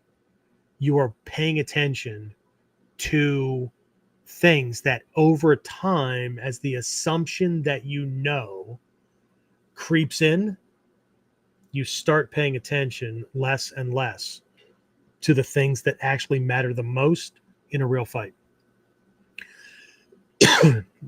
Even if your partner doesn't change. Hatsumi Sensei has described this when he talks about, like, henka at the end or whatever. He said, I didn't mean to do a henka. I always set out to do the perfect technique, but something changes midway and I have to change with it. Well, how the hell would he know that something changed if he wasn't, one, not expecting things to happen the same way all the time, two, if he wasn't paying attention to the contact during uke nagash or whatever to feel the pressure, sensitivity, direction, angle, and whatnot, and to be able to receive and move based on that information and that new experience. Okay. So in the beginning, you learn the model so you can learn the lessons the model carries. Then you practice the model looking for the mistakes that the model will show you you're making. Okay? And then you begin with the model as a frame to start with, but you're doing it as though you have never done this thing ever before, so that, well, I don't know, we might develop the skill set that we need when we're actually dealing with somebody who's throwing something at us. We don't know them. We've never received a punch from them. Right? And we have to work this out on the fly. Right? If we do what we've always done and they don't do what our partners have always done, we're going to die. That was a big lesson too. If you screw this up, family better look in black. Right? So the return to zero allows us to move from mechanical, habitual responses, thought, word, deed, in the dojo of life, relationships, whatever, okay, to authentic action guided by awareness and wisdom. Okay? No two situations, no matter how similar they are the same. I'm not the same. Not the same person right now that I was when I started this podcast. Right? I'm older. A shit ton of my cells have subdivided across all my organs. Right? Thought patterns are different. Sugar levels in a different place. All kinds of things. Experience level, my emotional state. Not the same person that I was when I started this. Okay? Any more than, even if you did 20 repetitions of the same kata with your partner throwing it's the same punch with the same right hand, it won't be the same punch. Something will be off. I promise you, somewhere around the fifth punch and him picking himself up off the floor, the dynamic of his punch, 3, 4, 5, somewhere in there. And as it keeps moving, the intensity because he's tiring, his coordination starts to change. His balance and shifting starts to change. His mindset starts to change. If you're not picking up on those, then you're not picking up on very, very important pieces that are a part of this art. That's not the same as kata repetition for rank in other systems. Okay? So applying this to life outside the dojo, right? It's just a matter of understanding how habitual patterns, okay, like this victimhood, this groupthink, that kind of thing, right, can keep us trapped in old limiting ways of acting and thinking, right? We need to start there, okay? And then breaking free means returning to zero, letting go of preconceived notions all the time, self-limiting beliefs all the time, okay? Passive acceptance, right? Well, what can you do? No, it's my lot in life, okay? In favor of mindful, conscious action. There's a lot of things I can't do anything about, okay? The political environment. I keep track of things, right? What do you think about this thing happening over in this country? What do you think about us doing this thing over here? What do you want me to think about it? What I think about it is, if I'm concerned, then my thinking and planning goes to, what will I do for myself and my family's safety and a few friends that are close within my realm should something happen when it happens? I'm not in the diplomatic corps. I can't affect those things. Shikata Ga Nai. Okay? There's nothing for me to do. Okay? I'm not sitting in the seat in the White House. Shikata Ga Nai. There's nothing for me to do. Getting online and getting into fucking pissing matches and arguments with people doesn't solve anything. However, if I keep track of things and I focus on, should things come in my direction that I may have to do something about, what am I prepared to do? What might those things look like? And am I ready? Am I prepared? Okay. I can't do anything in those realms, but those things that go on in those realms can affect me in certain ways. And what I can do as a ninja is make sure that I'm prepared should those things come in my direction. Not waste time getting into bullshit back and forth engagements with one side or the other side of the ideological aisle. What I do is I prepare. Just like I did when Y2K came around, just like right? So this is an important piece. We can say Shikata Ga Nai, right? It is what it is. There's nothing I can do. There's nothing to be done. As a depressive,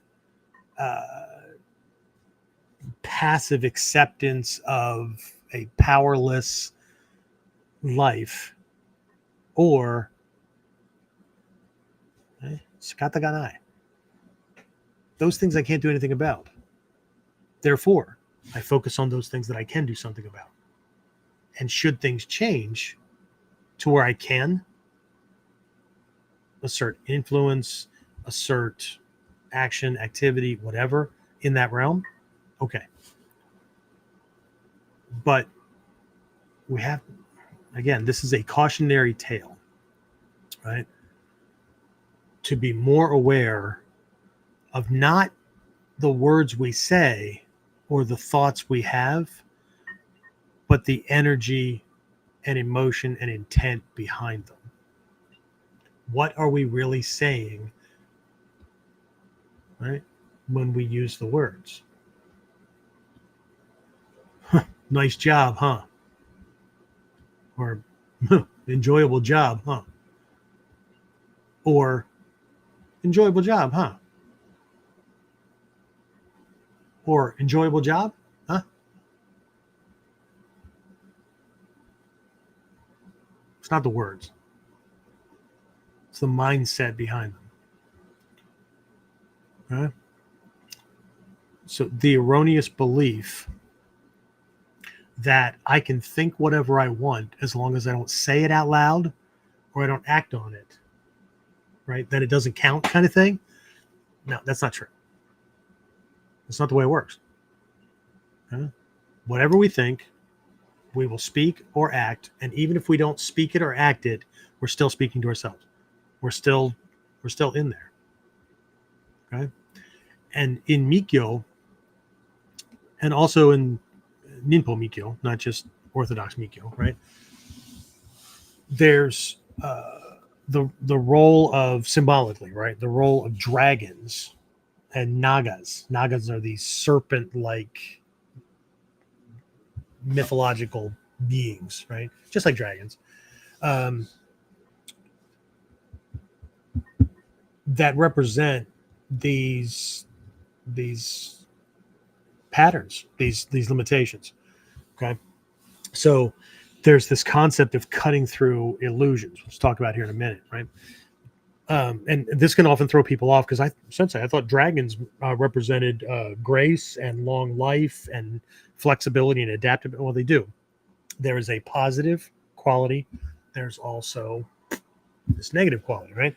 Typically, it's split between Western dragons and Eastern dragons, right? Western dragons, fire breathing, things to be feared or trained or whatever, and then the Eastern dragons, more mythological, have to do with grace and ability and longevity and those kind of things, right? But in this case, we're going to be talking about dragons and these nagas, Nagas, nagas, as these symbolic representations of that represent internal obstacles. They represent things like ignorance, misdirected desire, hatred, attachment, loathing, aversion, those kind of things, right? These patterns of thought and groupthink act as what we might even think of as demons or whatever that obstruct growth. No, of course, they're not real demons and whatnot, but they have the same effect on us, right? They obstruct growth, they obstruct progress, those kind of things, right? So if we see these things as, I don't know, evil creatures or things that, will harm us, maybe we'll take more action on them. I don't know, right? I don't know your context, okay? But ultimately, they're these habitual thought patterns that that are not conducive to growth. Okay, we definitely want to have habitual thought patterns that, on autopilot, right, take us where we want to go. Okay, so this brings us to, on the mandala, there are these characters that in Japanese are called myo, right? Myo means light kings, right? Like Fudo myo, Gozanze myo, Aizen myo, a bunch of these, right? So one of their roles in Mikyo practice, in this symbology, is cutting through illusions and delusions. Okay. And so, since this is about breaking the illusion of victimhood, or, I'm sorry to say, for some folks, the comfort of victimhood, because then they don't have the responsibility for, the condition of their own life. It's always something else. It's always somebody else, whatever. Right. And also the false comfort of this habitual thinking, right? Because if we always think the same way, same thing the same way all the time, well, then we have this interesting little sense of comfort that we know everything. We already know, right? We already know what's going to happen. We already know. And then when it doesn't, I just knew something was going to screw it up. Well, shit, you either knew it was going to work out or you knew it was going to get screwed up. Which one was it? Right? it's the same thing, Sensei. Yeah, you don't know my life. Careful. So, but what these mule, we'll just focus on Fudo Mule, right? He's the guy with the flames and the fangs and the sword in one hand and a rope in the other. They're this active role of wisdom, okay? And this role is to cut through these negative, ingrained patterns, making space for clarity, true growth, discipline, those kind of things, okay? So, you know what? Looking at the time here, I'm just going to jump into a couple of practical steps for breaking free from groupthink and habits, and then we'll wrap everything up. See if there's any other questions. Right. So, first one, I talked about this earlier: mindful awareness. Okay. So, the idea here, and what my teachers encouraged me to do, was to develop awareness of when I was slipping into these things: passive acceptance, victimhood, groupthink, whatever. Right. Well, okay. Well, how do you do that? Well, I pay attention to me more often. I spend less time paying attention to other people. Now, it's not that I don't pay attention to the world, but I get out of judgmental thinking and paying attention to others to see if they're doing things the right way or if they're screwing up. And I pay attention to me. Okay. And I want to listen to myself when I speak.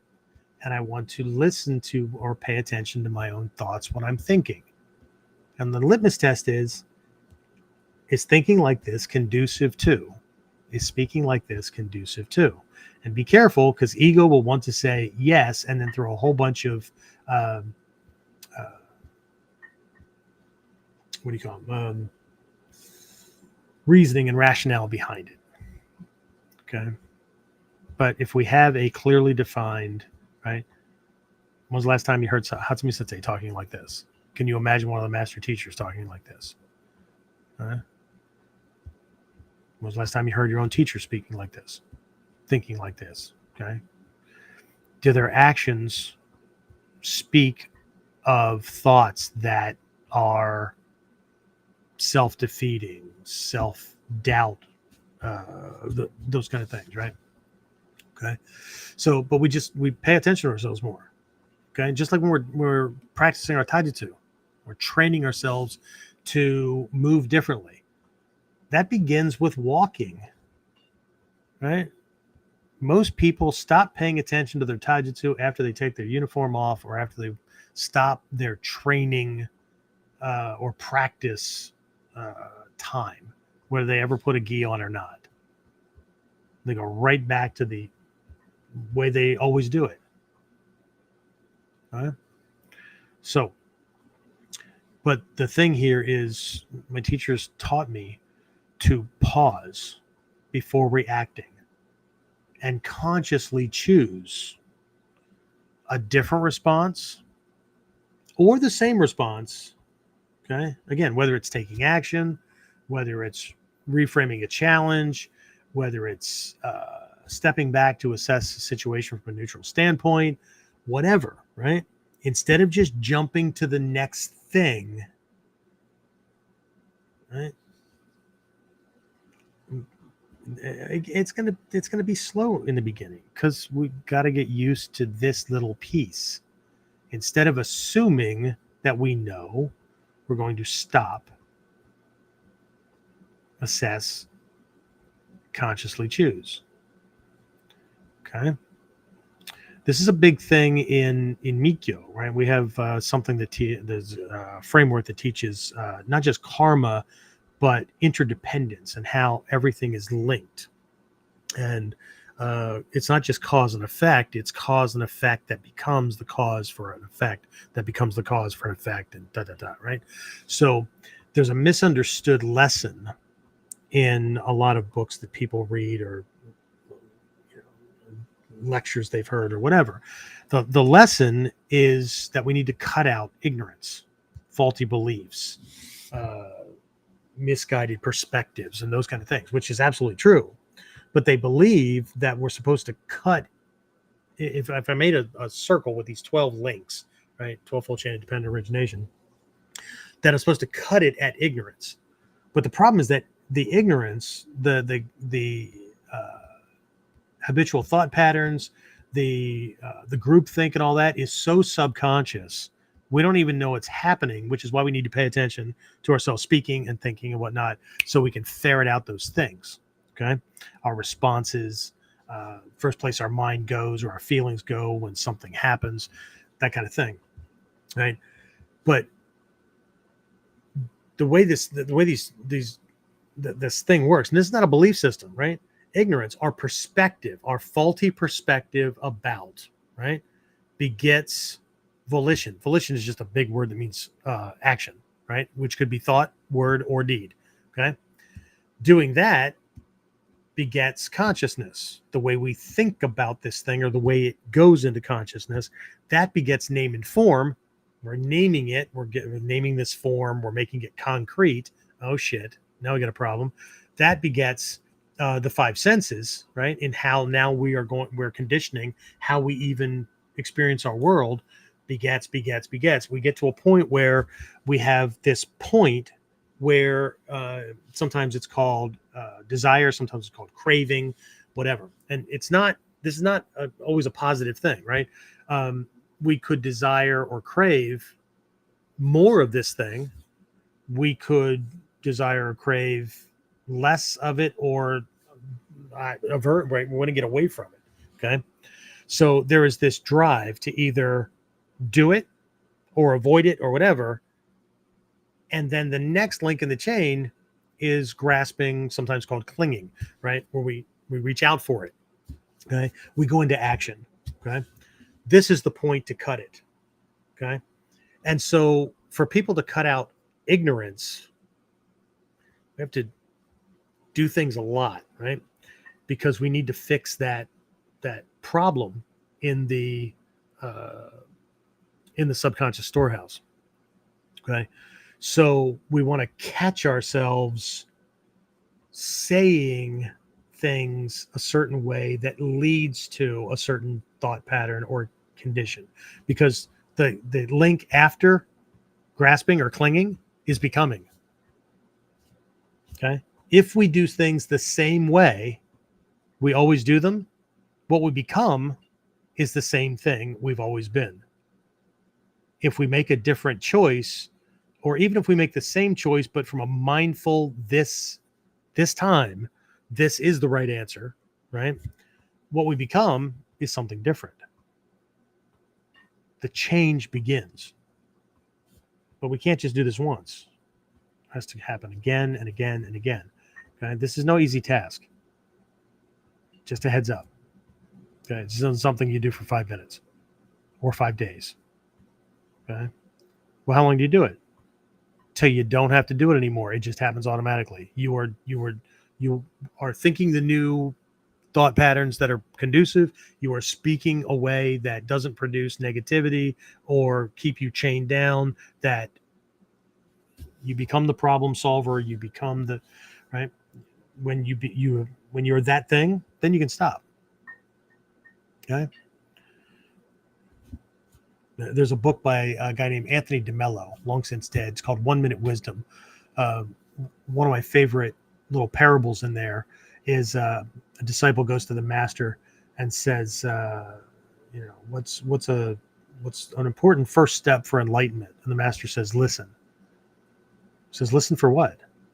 Listen. Well, how long should I listen? The master says, when you actually hear something you say, then you can stop. Okay? And not just the words, the intent behind it, the presuppositions. Okay. Okay. So we want to challenge limiting beliefs. Okay. This is the next stage, challenging limiting beliefs. Okay.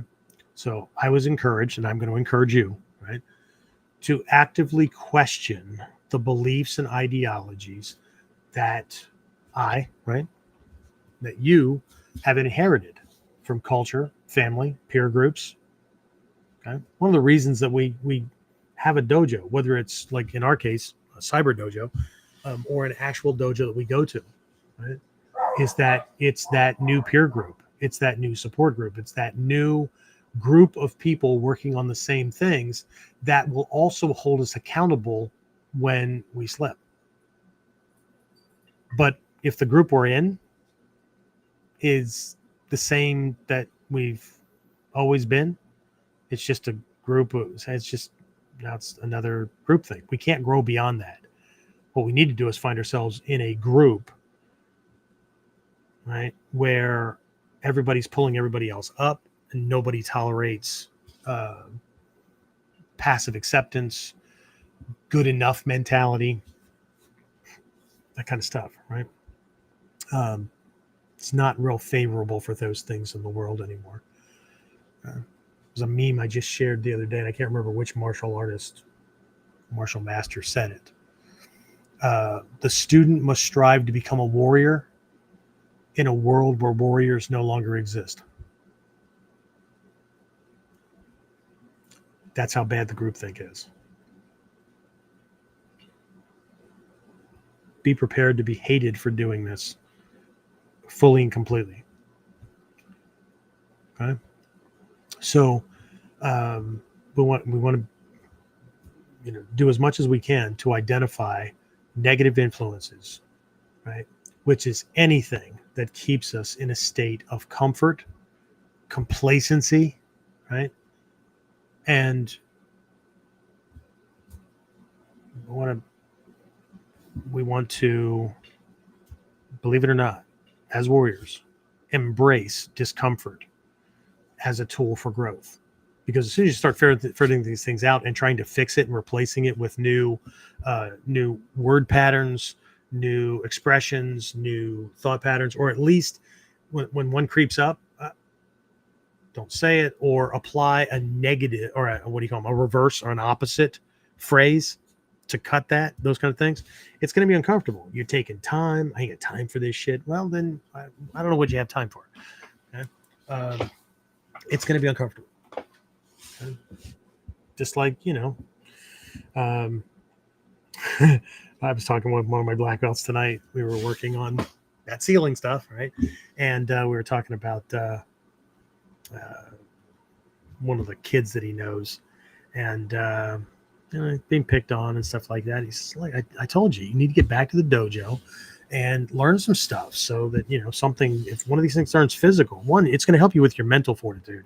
But if things turn physical, you're going to be able to handle yourself. Yeah, martial arts isn't my thing. Okay. Boxing then. Something either way, so you can learn how to take care of yourself. No, that's not my thing either. All right, well then get good at getting the shit kicked out of you. Is that your thing? Okay. I know we live in a world where you can't say that because that makes somebody feel bad. But you know what? Human beings are motivated to get past the challenges because we actually act faster when we feel bad than when we feel good. When we feel good, there's no fucking reason to do it. Things stay in the realm of that'd be cool. Okay. So, return to zero in action. Okay. So, ferret out or get suggestions for exercises and meditative practices that help you return to zero. I gave you one earlier with, you're practicing with somebody, or you'd be doing solo, right? Do the Sanchi, do Chino Waza, right? 10 times, and each time do it like you've never done it before, that you're paying attention every step, every arm swing, right? Is this right? Is this right? Is this right? Okay. Instead of been there, done that, bought the t-shirt. Okay.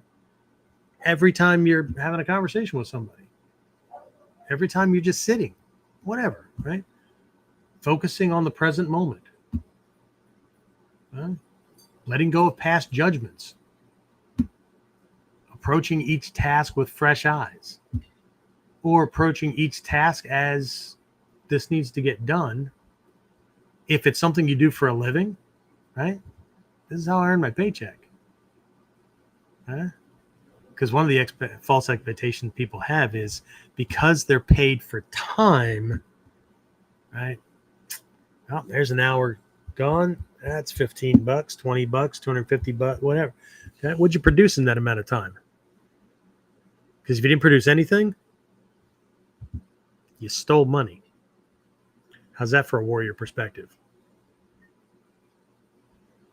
Okay. The expectation that the employer has a printing press, even though we wouldn't say that, in the basement, and they're loaded with cash, so it doesn't matter how much I rip them off, right?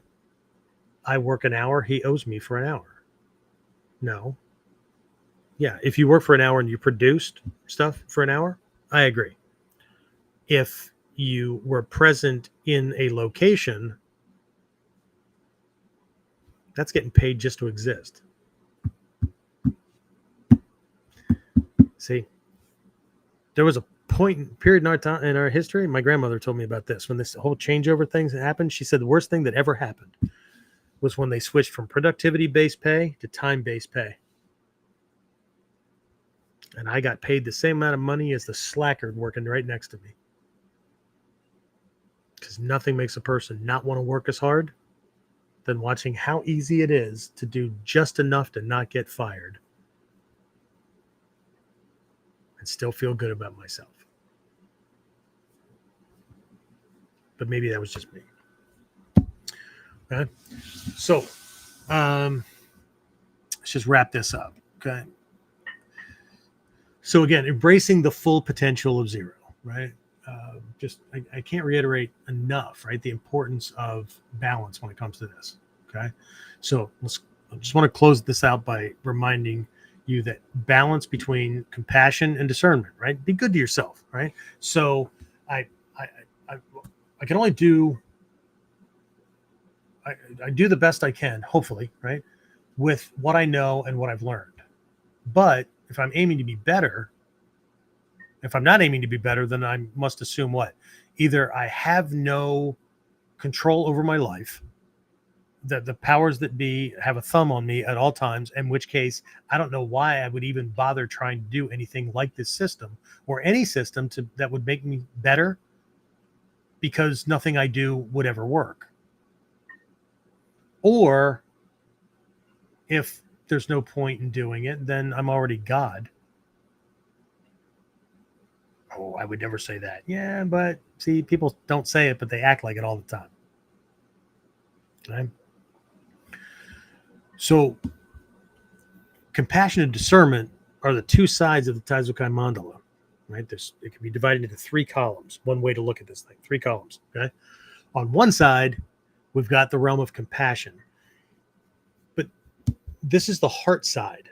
But this is also the side of street smarts, what we've learned and what we can learn through experiential knowledge. On the other side, what we have is discernment, applying logic and reason. This is the realm of the intellect, book smarts.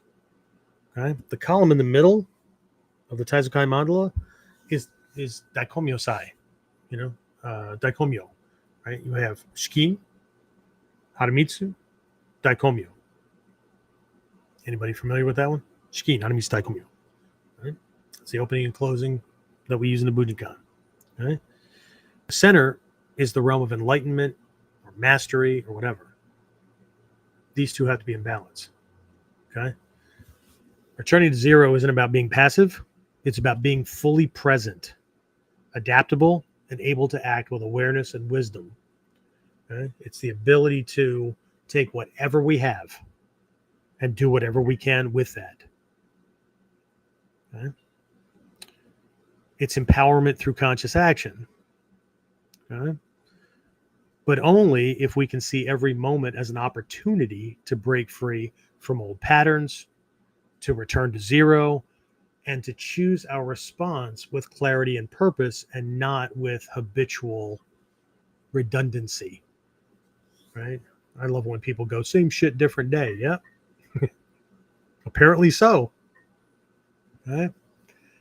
And so I guess the call to action really is that, you know, and again, this is always up to you, right? But I'm going to challenge you to reflect on your own habitual thought patterns and to take active steps toward embracing a mindset of growth, adaptability, and freedom.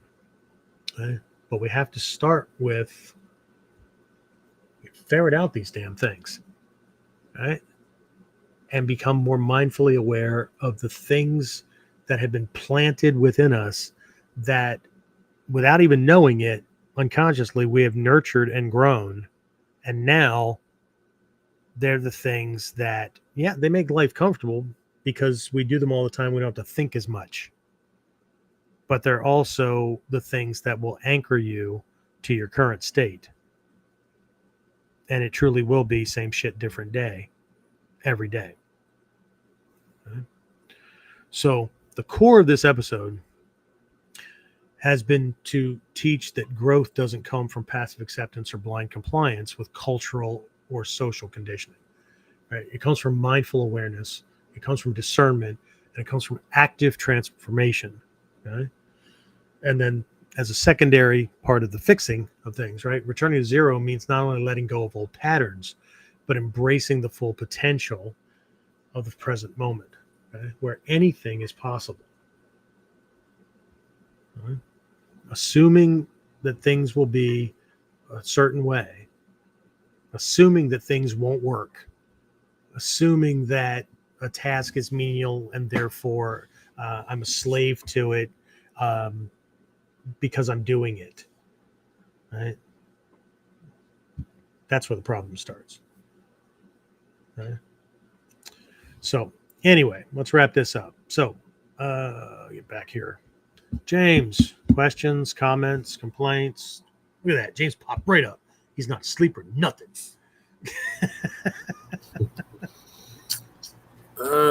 Trina had a follow-up to her previous one. They pulled me from my current position because of liability, but I've worked almost every position in that store. I went to all of them with the limitations I was told I had to follow, and then found work. There you go. Instead of like just assuming that, oh, there's nothing I can do, broke a wrist. Awesome. Dave said world events are good practice for predicting outcomes of various strategies and a chance to consider what I would choose if it were up to me. I'll go along with that. Yeah. Depending on the world event. Because one's like some people are talking about now, and the potential of, and I know some people are going to think about this being like paranoid or whatever. It's not paranoid. These are possibilities. If there truly are sleeper cells and whatnot that can be activated, then they could be living in my community. They could be. That doesn't mean I'm going to walk around paranoid and all that kind of stuff. But it does mean that I need to make sure that family have certain safety protocols, right? Do we have a meeting place should something happen, whatever. Okay? So I promise you, when the shit hits the fan and the cell system is overwhelmed by all the phone calls that will suddenly be made, it'd be a good idea for people to know that as soon as something like that happens, right, if we can't meet at home, secondary meeting place is, and then you can go from there, right? But what's that old saying, right? Failing to plan is planning to fail. Right? Or if you aim at nothing, you'll hit it every time. All right. What else? Anything else? Trinity said, I sometimes feel like Cypher from the Matrix, wishing I could go back to being unaware and just like the people around me.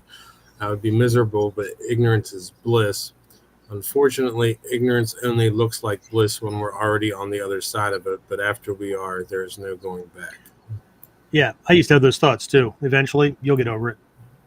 But you just have to keep going at it because, you know, I used to have those feelings too. But that's just a call to go back to that whole ignorance thing. At a certain point, you'll have it, and I think you're there now. You'll have it, but no, you can't, because that's asking for powerlessness, right? Because now you're just going to be the ball bearing in a pinball machine that whatever the flippers do, just going to knock you around, right? Then eventually it'll just go away, okay? Because I wouldn't want to go back. Yeah. But that's me.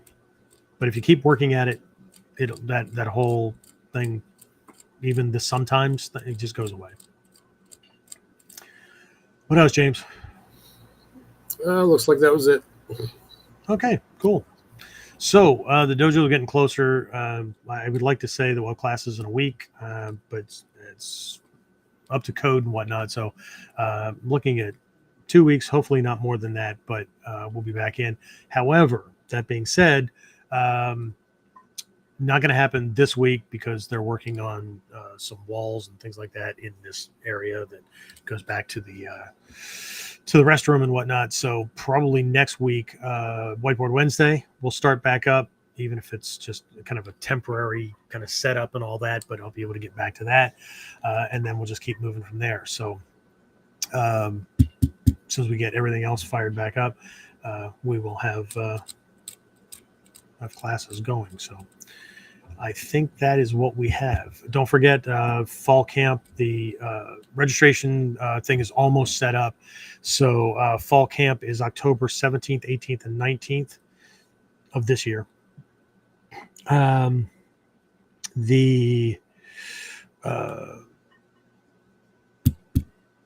you'll see on the paperwork, or the page and all that, what the theme and whatnot is.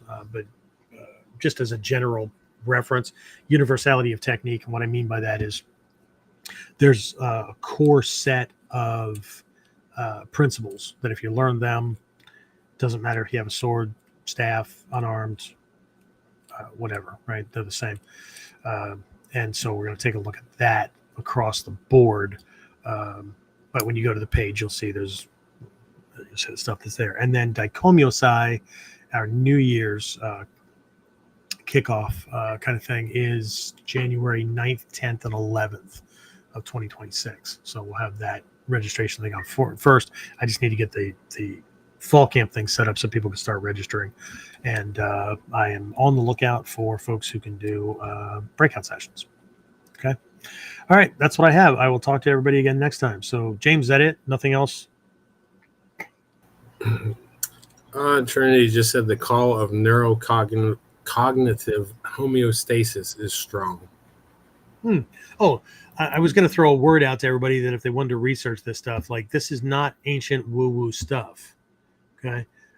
In today's world, the science is called neuroplasticity. Okay? You're not stuck with what you have. Okay. But you have to train yourself just like you have been trained accidentally and on purpose by other people before you. The cool thing is you get to do it to yourself now.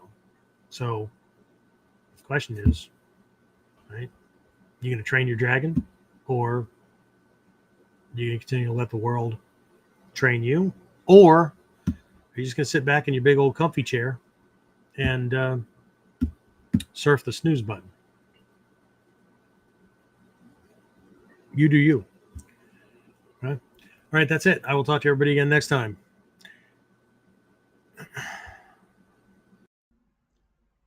Get more of KUDEN Radio. Subscribe through your favorite podcasting site, or join our clan of serious modern warriors at onlineninjaacademy.com.